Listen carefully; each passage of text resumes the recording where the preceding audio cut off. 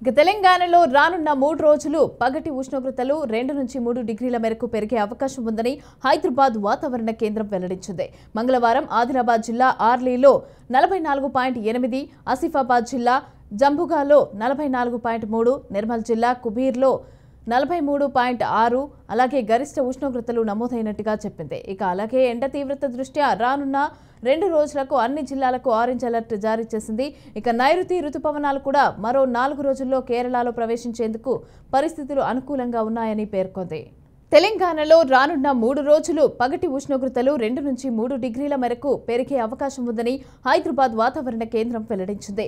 మంగళవారం ఆదిలాబాద్ జిల్లా ఆర్లీలో 44.8, అలాగే ఆసిఫాబాద్ జిల్లా జంబుగాలో 44.3, నిర్మల్ జిల్లా కుబీర్లో 43.6 గరిష్ట ఉష్ణోగ్రతలు నమోదైనట్టుగా చెప్పింది. అలాగే ఎండ తీవ్రత దృష్ట్యా రానున్న 2 రోజులకు అన్ని జిల్లాలకు ఆరెంజ్ అలర్ట్ జారీ చేసింది.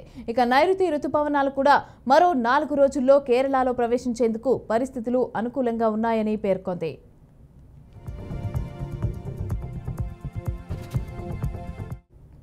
రెటికా దీనికి సంబంధించి పూర్తి డీటెయిల్స్ మా ప్రతినిధి శ్యామ్ అందిస్తారు.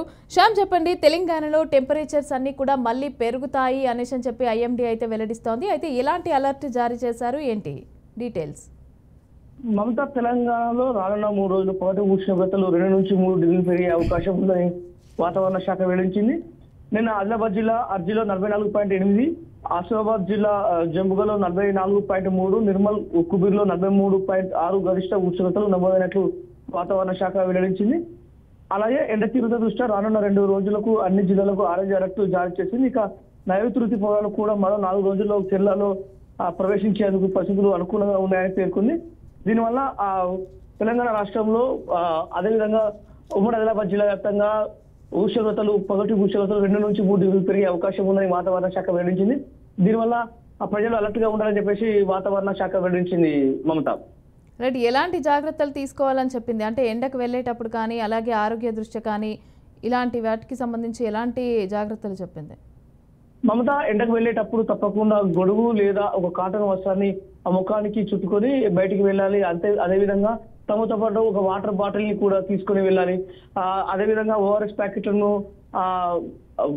క్యారీ చేయాలి. ఎందుకంటే ఆ వాటర్ బాటిల్ ఓఆర్ఎస్ ప్యాకెట్ ను కలుపుకొని తాగాలి.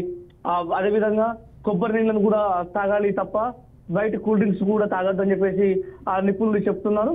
ఎప్పుడైతే బాడీ టెంపరేచర్ ఎక్కువగా పెరుగుతుందో వెంబడే ఆసుపత్రికి వెళ్ళాలని చెప్పేసి నిపుణులు అయితే చెప్తున్నారు. ఈ ఎండాకాలంలో చాలా జాగ్రత్తగా ఉండాలి. అదేవిధంగా ఇప్పుడు మళ్ళీ రోని కార్తీ ఇది చాలా జాగ్రత్తగా ఉండాలి. ఎందుకంటే సాధారణ ఉష్ణోగ్రత కన్నా ఈ రోని కార్తీలో మరింత ఉష్ణోగ్రతలు పెరిగే అవకాశం ఉందని చెప్పేసి నిపుణులు అయితే చెప్తున్నారు. ఈ రోని కార్తీ వరకు అందరూ కూడా చాలా జాగ్రత్తగా ఉండాలి అని చెప్పేసి నిపుణులు చెప్తున్న పరిస్థితి దగ్గర పడుతుంది. మోతా, దాదాపు ఎంత టెంపరేచర్ పెరిగే అవకాశం ఉందంటారు?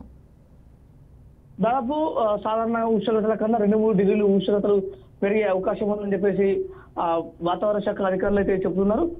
కాబట్టి ప్రజలందరూ ఈ కాలంలో చాలా జాగ్రత్తగా ఉండాలి, బయటికి వెళ్ళేటప్పుడు జాగ్రత్తగా ఉండాలని చెప్పేసి నిపుణులు చెప్తున్న పరిస్థితి కనబడుతుంది. Right, thank you Shyam, thanks for the details.